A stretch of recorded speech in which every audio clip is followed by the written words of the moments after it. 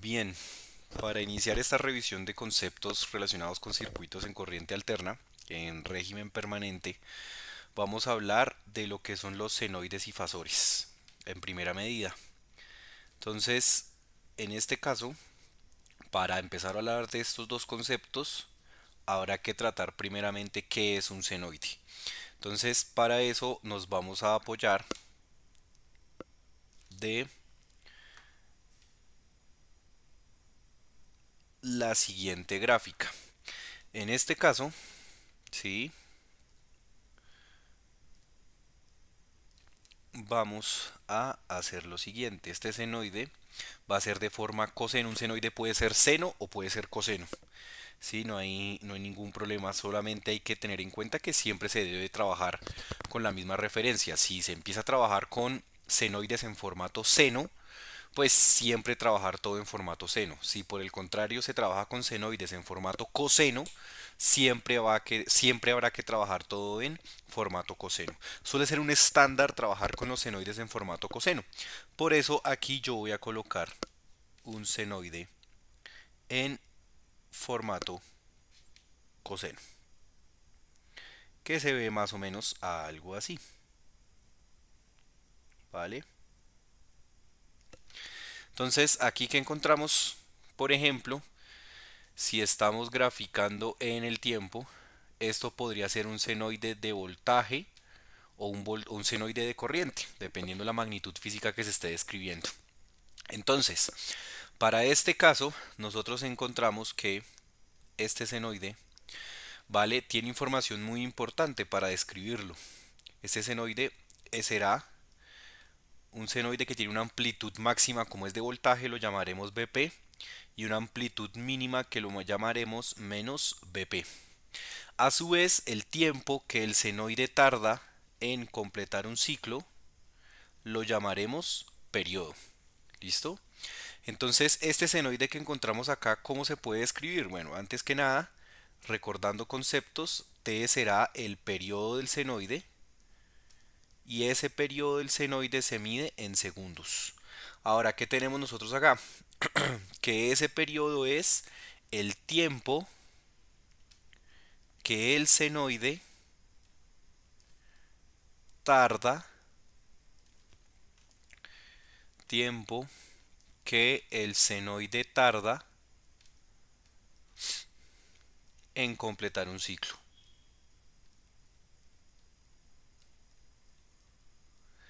¿Por qué esto es importante? ¿Y por qué hablamos aquí de periodo? Porque los senoides son funciones periódicas. ¿Qué quiere decir que sean funciones periódicas? Primero que se cumple esta relación matemática, ¿vale? Que si yo tengo un valor de la función en un tiempo determinado, la función tendrá el mismo valor en ese tiempo más el periodo, ¿vale? Entonces dará lo mismo. ¿Listo? Quiere decir que cada cierto tiempo la función se repite y ese tiempo que tarda en repetirse se conoce como periodo. Es importante tener en cuenta el inverso del periodo porque el inverso del periodo se conoce como la frecuencia. ¿Listo? Y esta frecuencia se mide en hercios en el Sistema Internacional de Unidades. ¿Y qué representa? Representa el número de ciclos o repeticiones del senoide,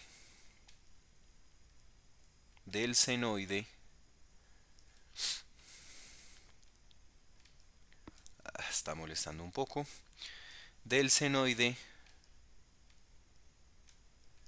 en un segundo. ¿Por qué en un segundo? Porque es la unidad de tiempo del Sistema Internacional de Unidades. Entonces, periodo, el tiempo que el senoide tarda en completar un ciclo. ¿Vale? La frecuencia, por el contrario, ¿qué es? ¿Cuántos ciclos o cuántas repeticiones hay por segundo? Por lo tanto, si un senoide tiene mayor frecuencia, ¿listo? Tardará menos tiempo en completar un ciclo. Se verá aquí que en este mismo, si graficar aquí otro senoide, por ejemplo, coloquemos acá bueno, no es necesario graficarlo, sino tener muy presente que si se graficase otro senoide con mayor frecuencia que el que está de color rojo, tendría más repeticiones en este mismo periodo, ¿vale? ¿Cómo se nota acá? Entonces, aquí cómo se nota. Entonces, es importante tener en cuenta que la frecuencia es el inverso del periodo. ¿Listo? Entonces, si un senoide tarda más tiempo, ¿sí?, en completar un ciclo, quiere decir, tiene un periodo mayor. ¿Qué ocurre con la frecuencia? Pues démonos cuenta que son inversamente proporcionales. Quiere decir que si el senoide tarda más tiempo en completar un periodo, el senoide tendrá menos repeticiones por segundo, por lo tanto su frecuencia será menor. A mayor periodo, menor frecuencia y viceversa. ¿Listo? Una forma importante o un término importante relacionado con la frecuencia y el periodo es el de la rapidez angular. ¿Sí? La rapidez angular para los senoides va a ser un parámetro muy importante en análisis de circuitos. Entonces, esta rapidez angular se va a medir en radianes por segundo y se relaciona con la frecuencia de la siguiente manera. La rapidez angular será 2pi por la frecuencia. O también puede verse como la frecuencia es el inverso del periodo, 2pi sobre el periodo. ¿Y por qué es importante representar estos términos? Porque cuando yo voy a expresar una función matemática que me represente un senoide como el que teníamos arriba, entonces, ¿qué debo tener en cuenta? El valor máximo que el senoide puede alcanzar. Como ustedes ven en este ejemplo, este senoide puede alcanzar el valor más BP como valor máximo. Oscila entre más BP y menos BP. Entonces tendríamos que este senoide será BP de la forma coseno y tendrá que colocarse omega por T más una fase que ese senoide pueda tener. ¿Listo? Entonces, este parámetro es la rapidez angular constante. ¿Listo? Es una constante en la definición del senoide. Este parámetro es la amplitud que tenga el senoide, también una constante. Y este parámetro que está acá es la fase del senoide. ¿Listo? La fase del senoide. ¿Listo? Y esta fase del senoide suele expresarse en grados. Esto no quiere decir que no lo puedas encontrar en radianes, ¿vale? Ahora, ya con eso, ¿sí? Por ejemplo, si nosotros nos encontramos con el senoide que ustedes estaban viendo ahí, el que está al lado izquierdo, ¿cierto? Donde decimos que BP valga por ejemplo 170 voltios y que la rapidez angular sea la típica de la red eléctrica en Colombia, es decir, 377 radianes por segundo, ¿vale? Entonces nosotros podríamos expresar ese senoide como 170 coseno de 377 t más 0 grados. ¿Por qué 0 grados? Porque está empezando en un t igual a 0. ¿Listo? ¿Cuándo voy a tener otros valores de la fase? Pues cuando el senoide se mueva hacia la derecha o se mueva hacia la izquierda. Para eso, el análisis de fase, ¿vale?, puede simplificarse de la siguiente manera. Y es que si por ejemplo nosotros tenemos un senoide con las siguientes características, ¿vale? Entonces vamos a colocar por acá un senoide como el que teníamos hace un momento. Entonces si nosotros tenemos esto, ¿vale? Y tenemos otro senoide que tenga por ejemplo esta característica, ¿vale? De esta manera.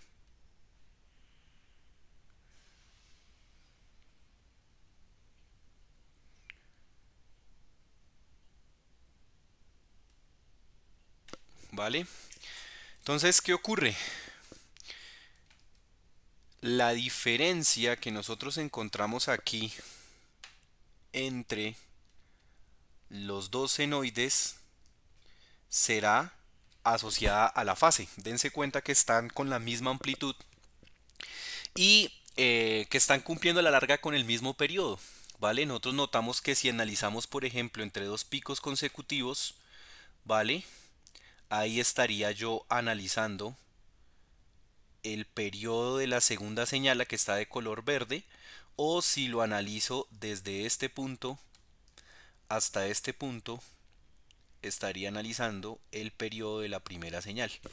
Y dense cuenta ustedes que, bueno, aquí obviamente la escala no es perfecta, pero que se puede asumir que periodo 1 es igual a periodo 2, y que también, si quieren lo miramos en distintos colores para que quede claro, el periodo de la señal 1, ¿vale? Llamemos a la señal 1 I de t, que sea un senoide de corriente, y 2 de t, perdón, y a la señal que está de color azul llamémosla I1 de t. Si nosotros tenemos eso, nos encontramos que el periodo de la onda 2 debe ser igual, o es igual, en este ejemplo, al periodo de la onda 1. Por lo tanto, tendrán la misma frecuencia. Si tienen el mismo periodo, su inverso también será el mismo. Por lo tanto, las frecuencias serán las mismas, la rapidez angular también será la misma. ¿Listo? Ahora, en este caso puntual, ¿cuál va a ser la diferencia? Entonces, noten ustedes que el senoide de color verde empieza primero en el tiempo, ¿vale? Si yo analizo estas dos curvas y miro en el tiempo, en el eje X, ¿cuál empieza primero? La de color verde empieza primero. Al empezar primero la de color verde, se está diciendo que el senoide de color verde adelanta al senoide de color azul. Entonces, en este caso, se podría decir lo siguiente. Primero, el senoide de color azul va a ser I pico por coseno de omega t, y como está empezando en 0, más 0 grados. Y segundo, el senoide de color verde será IP por el coseno de omega t, pero ahora ya no más 0 grados, sino más ¿cuánto? Más este ángulo alfa que tiene desplazamiento hacia la izquierda. Importante, se está colocando positivo porque el desplazamiento es hacia la izquierda. ¿Listo? Eso es un dato muy importante.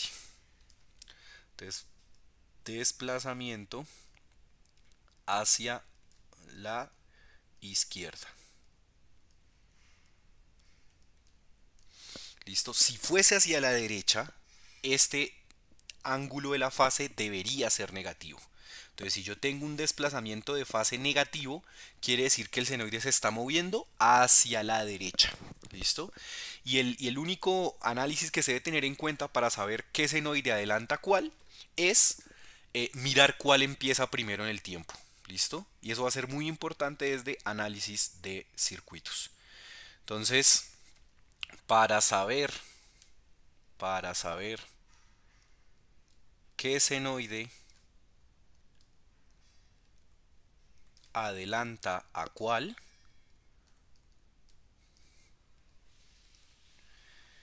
se necesita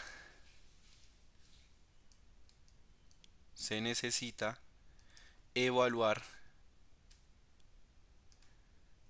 el que ocurre, se necesita evaluar, perdón, cuál ocurre primero en el tiempo.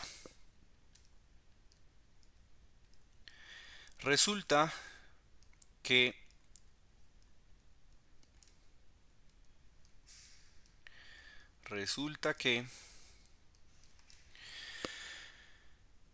muchas veces trabajarlo, son las nociones que necesitamos de los senoides en el tiempo, que lo voy a expresar como una corriente pico o un voltaje pico, como teníamos en el ejemplo anterior, multiplicado por un seno, por un coseno, por una rapidez angular y una fase.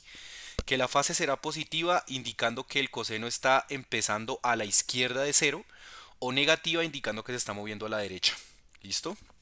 En este caso puntual, eso va a ser suficiente para entender cómo se comportan los senoides. Sin embargo, para análisis de circuitos, analizar sistemas con alimentación en senoides suele ser bastante complejo cuando tenemos inductores, capacitores y cosas por el estilo. Por ejemplo, si nosotros tenemos un senoide que alimenta BDT, un circuito con una resistencia, con un inductor y con un capacitor. Y queremos saber cuál es la corriente IDT que circula por ese circuito, donde tenemos una resistencia R, un inductor L y un capacitor C.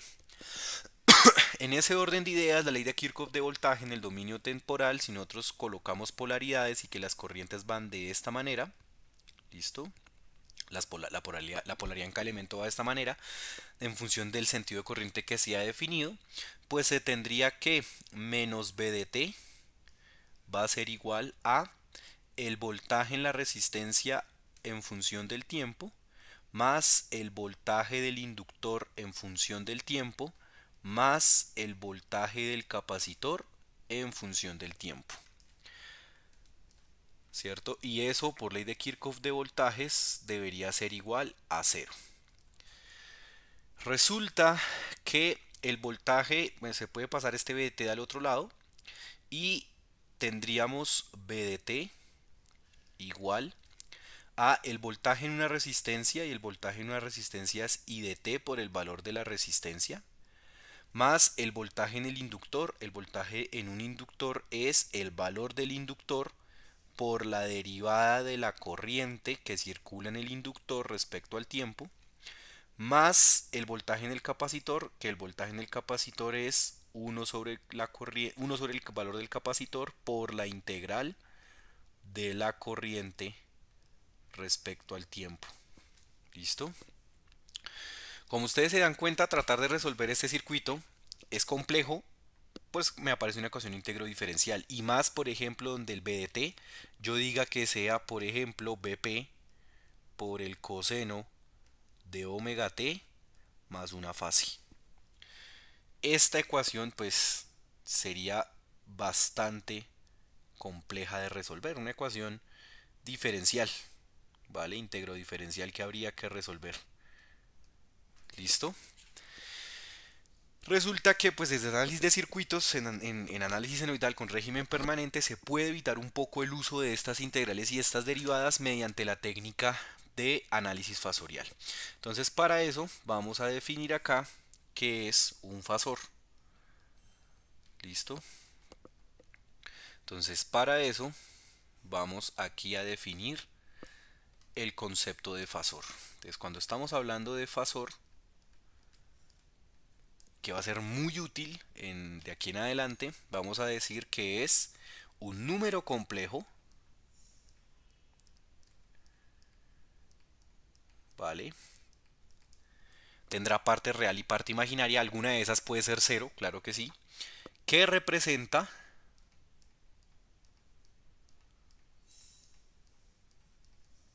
la magnitud y la fase ¿de quién? De un senoide. ¿Listo? De un senoide. Entonces, ¿qué senoides hay? Pues senoide de voltaje y senoide de corriente, ¿cierto? Senoide de voltaje o senoide de corriente. ¿Qué nos dice la técnica fasorial? Que yo puedo tomar ese senoide de voltaje y ese senoide de corriente y reemplazarlo por un fasor, que será un número complejo que tiene la información, ¿sí?, del senoide que está en el tiempo. ¿Listo? Ahora, ¿qué información tiene de ese senoide? Su magnitud y su fase. ¿Listo? ¿Qué ocurre? Que yo puedo pasar de un senoide y determinar cuál es su fasor, pero también puedo partir de un fasor y determinar cuál es su senoide. ¿Listo? Para que lo tengamos más claro, por ejemplo, si yo tengo un senoide b de t igual a 10 coseno de 5t menos 10 grados. El fasor de ese senoide será 10. Entonces el fasor de ese senoide, que lo representamos de esta manera, ¿listo? Será la magnitud del senoide es 10 y la fase del senoide es menos 10. Y esto es un número complejo expresado en formato polar, ¿vale? Eso también se puede escribir como 10 Euler a la menos j menos 10. ¿Listo? Es otra forma de verlo, ¿vale? Ahora, ¿qué encontramos nosotros aquí? Es otra forma de representar este senoide, ¿sí? Ahora también se podría, aquí lo tengo expresado en formato polar o en formato exponencial. Muchas veces estos dos se consideran sinónimos, pero también se puede expresar en formato polar, en formato rectangular. Y para eso lo que se hace es que ese senoide que decíamos era 10 con ángulo de menos 10 grados o 10 Euler a la menos j por 10 se puede expresar como por identidad de Euler. Este término se puede expresar como 10 por coseno de menos 10 grados más j 10 seno de menos 10 grados. ¿Listo? Si hacemos la transformación, por ejemplo, por acá tenemos MATLAB abierto. Entonces 10 por el coseno de 10 grados, pero ojo porque MATLAB los ángulos toca expresarlos en radianes. Entonces para expresarlo aquí en radianes tendré que multiplicar por pi sobre 180. ¿Listo? Entonces nos daría que la parte real de ese senoide, ¿vale? O sea que ese senoide 10 con ángulo de menos 10 grados se puede expresar como 9,8481, ¿cierto? Sería la parte real. Y la parte imaginaria, bueno, arriba omití un poquito el signo, pero en la parte real no va a cambiar nada, miren ustedes. En la parte imaginaria ya no sería por coseno, sino por el seno. Nos daría menos 1, es decir, menos J1.7365. Entonces, el senoide que teníamos en el tiempo con valor de 10 coseno de 5t menos 10 grados se puede expresar así. Y eso va a ser mucho más fácil de análisis de circuitos. Si me quiero devolver en el tiempo, o sea, si estoy en el dominio fasorial, que es esto que está aquí subrayado, y me quiero devolver para obtener cuál es el senoide, sí o sí tengo que tenerlo expresado en formato exponencial, que es este que está acá, o en formato polar, que es este que está acá, ¿vale? Entonces, ¿qué quiere decir? Que este valor en formato polar tiene la magnitud, entonces esto sería 10 por el coseno de omega t, por si no sabemos cuánto vale omega, y la fase que es menos 10 grados. ¿Listo? Y eso es lo que se debe tener en cuenta respecto a los senoides. Muy importante, muy importante. Aquí los ejemplos que he realizado lo hago directamente desde la amplitud, ¿listo? Del senoide. Entonces, por ejemplo, el senoide cuyo fasor es 10 con ángulo de menos 10, al llevarlo al tiempo da esto, ¿sí? Si por ejemplo yo tengo un senoide cuyo valor es 3.5, llamémoslo un senoide de corriente como para variar, un fasor de corriente, perdón, de 3.5 con ángulo de menos 25 grados, o con ángulo de más 25 grados, ¿vale? Entonces, ¿aquí qué ocurre? Aquí ocurre que si lo quiero llevar al dominio temporal, la corriente es la amplitud 3.5 seno o coseno, siempre se suele trabajar con el coseno como referencia, de omega t más 25 grados. ¿Listo? Entonces noten ustedes que tomando este valor se pasa directamente al tiempo. ¿Listo? Si no se conoce la rapidez angular, pues se deja expresada de esta manera. Un dato muy importante y que en términos de potencia es clave tenerlo claro. ¿Listo? Es que las transformaciones siempre deberán realizarse en términos de valores RMS. ¿Listo? Transformaciones en términos de RMS. ¿Qué va a querer decir esto? Vale, ya como para terminar este primer video. Quiere decir que nosotros sabemos que si yo tengo el voltaje pico de un senoide y quiero mirar cuál es el valor RMS equivalente de ese valor pico, tendré que tomar el valor pico y dividirlo entre raíz de 2. Aplica también para corrientes. El valor pico de una corriente senoidal será el valor pico de esa corriente senoidal sobre raíz de 2. Es un dato muy importante, pero eso es solo válido para senoides. Pero como estamos trabajando en un contexto de senoides, pues no lo aclaro, pero es importante tenerlo presente. Solamente es válida esas relaciones para senoides. ¿Qué quiere decir esto? Que si por ejemplo tenemos un senoide de voltaje igual a 15 coseno de 3t más, o bueno, coloquémoslo en formato de fasor más bien. Si tenemos un fasor cuyo voltaje es 15 voltios, ¿vale? 15 con un ángulo de menos 10 grados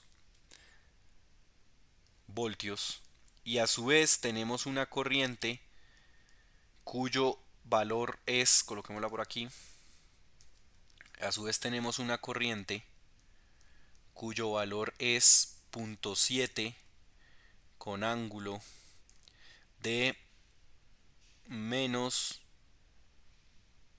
pongámosle, más 15 grados amperios. Y quiero expresarlas en el dominio temporal, ¿vale? Y vamos a decir que todos estos senoides están trabajando a una frecuencia de 12 radianes por segundo. Entonces, ¿qué era lo que les quería? Que es importante que quede claro a partir de este momento siempre. Siempre. Que a no ser que se diga lo contrario, estos valores van a estar en RMS. ¿Listo? Si no se aclara, son parámetros RMS. Como aquí no se aclara, entonces el fasor de voltaje, ¿cuánto será? Si tengo el RMS, ¿vale? Y quiero saber el valor pico, ¿qué tengo que hacer? El valor pico será el RMS por raíz de 2. Es decir, que aquí tendré 15 por raíz de 2 por el coseno de 12t, porque 12 es la rapidez angular, menos 10 grados. Y tendremos que I de t, el senoide de corriente, será 0.7, que es el valor RMS, por raíz de 2 por el coseno de 12t. 12 es la misma rapidez angular, miren, siempre ambos senoides trabajan en la misma rapidez angular, más la fase que tenga el senoide, que para este ejemplo es una fase de 15 grados. ¿Listo? Esto acá pues me faltó colocar la unidad. Sabemos que esto está en voltios y que esto está en amperios. ¿Listo? Entonces, ¿qué ocurre? Este sí es el valor de la amplitud relacionada al senoide, este es el valor de la amplitud del senoide relacionada a este fasor. y esta es la amplitud de este senoide relacionada a este fasor de corriente. Entonces noten que cuál fue el cambio que se hizo respecto a los ejemplos anteriores, que ahora siempre se va a trabajar en términos de valores RMS. ¿Qué quiere decir? Que los fasores van a indicar el valor RMS asociado a un senoide. ¿Listo? Y con eso no estamos violando el concepto de fasor, porque el RMS se calcula en función de la amplitud. ¿Listo? Y como se calcula en función de la amplitud y el fasor es un número complejo que tiene información de amplitud y fase de un senoide, al decir que este número complejo está expresado, ese fasor está expresado en términos de valor RMS, implícitamente estoy relacionando también con su valor pico, como aparece en este ejemplo. ¿Listo? Ya para finalizar este primer concepto, este primer video, ¿listo? Ahora sí, para finalizarlo, tendremos lo siguiente. Entonces, em, en el dominio fasorial, ¿vale? En el dominio fasorial, las leyes de circuitos como ley de Ohm y la ley de Kirchhoff de voltaje y la ley de Kirchhoff de corrientes siguen siendo válidas. ¿Listo? Siguen siendo válidas. Para que lo hagamos, lo tengamos claro mediante un ejemplo sencillo, encontraremos aquí lo siguiente. Encontraremos, por ejemplo, un voltaje VDT. Y ese voltaje VDT, ¿vale? O bueno, coloquémoslo en términos de fasores de una vez. Tendré aquí un voltaje de alimentación fasorial VI. Por acá tendré un elemento de circuitos que no sé qué es. No sé qué elemento será, no me interesa para este ejemplo. Y que aquí aparece otro elemento, un voltaje V1 y que por aquí aparece otro voltaje V2. Vamos a dar valores. Vamos a decir que V1 vale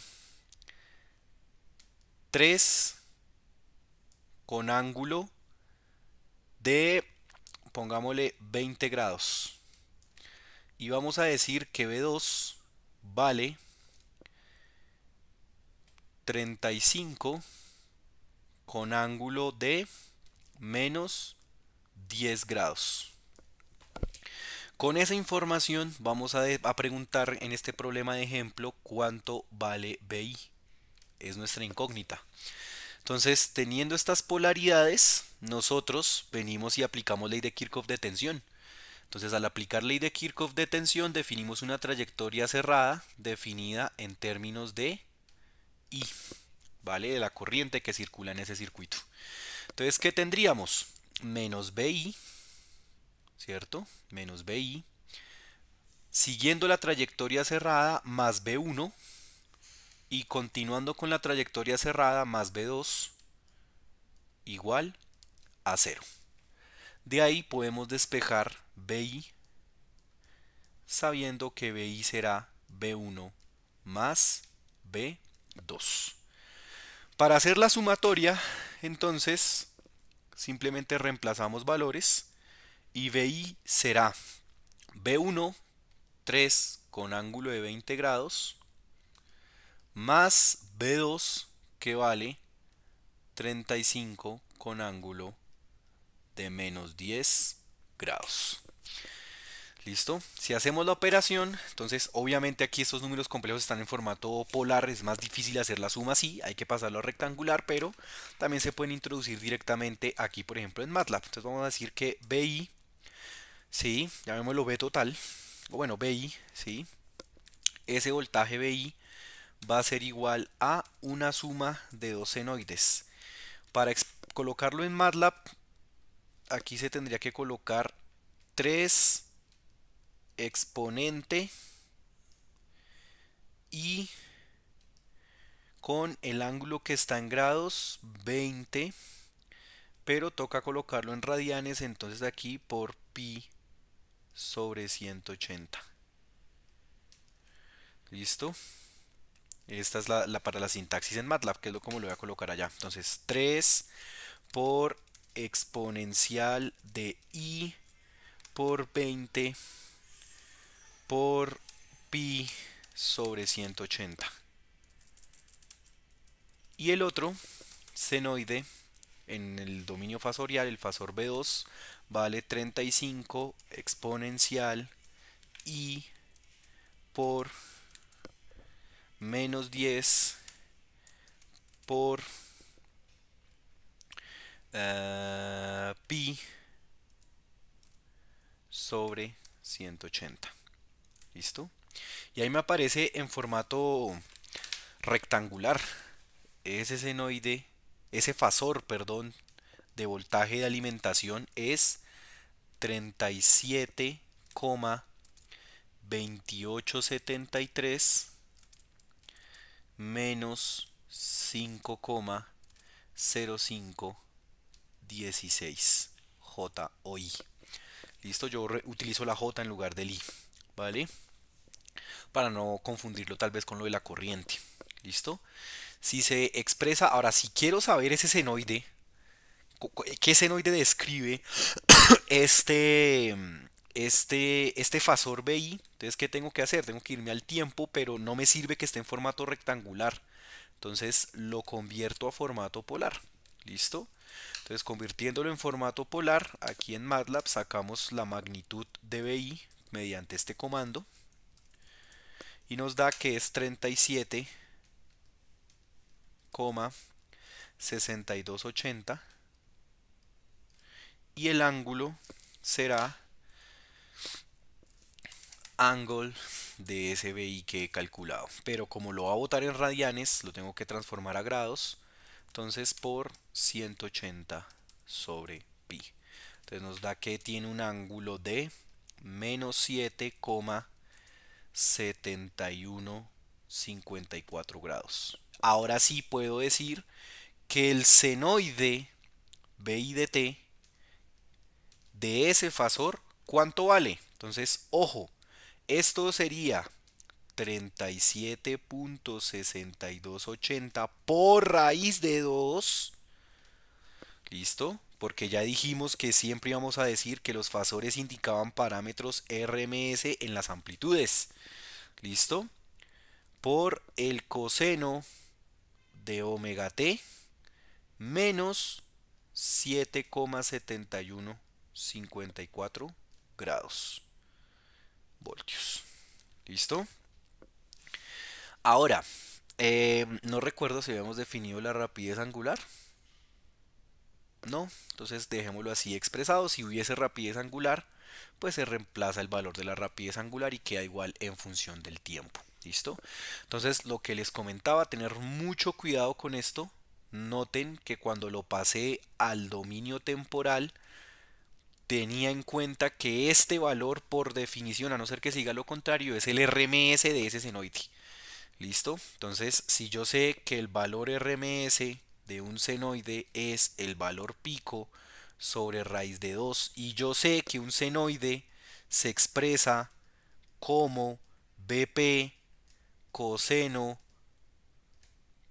de omega t más una fase, entonces necesito expresarlo en términos de BP, sería solo despejar de acá, ¿vale? BP es valor RMS por raíz de 2, que es en efecto lo que ustedes encuentran aquí, ¿vale? Entonces, ojo, los fasores van a tener las amplitudes representando los valores RMS de los senoides de voltaje y corriente. Por lo tanto, cuando necesite pasar al tiempo, si lo necesito hacer esos fasores, debo tener mucho cuidado con eso. ¿Listo? Que si yo coloco directamente que la amplitud es 37,6280, eso es un error. ¿Listo? Porque la amplitud, ¿cuánto es? Si ya se está diciendo que esto es el RMS, en el tiempo la amplitud de esto, ¿cuánto es? Ese valor por raíz de 2. ¿Listo? Gracias pues a esta expresión que está por acá. Y no sería más y con esto finalizamos el primer video.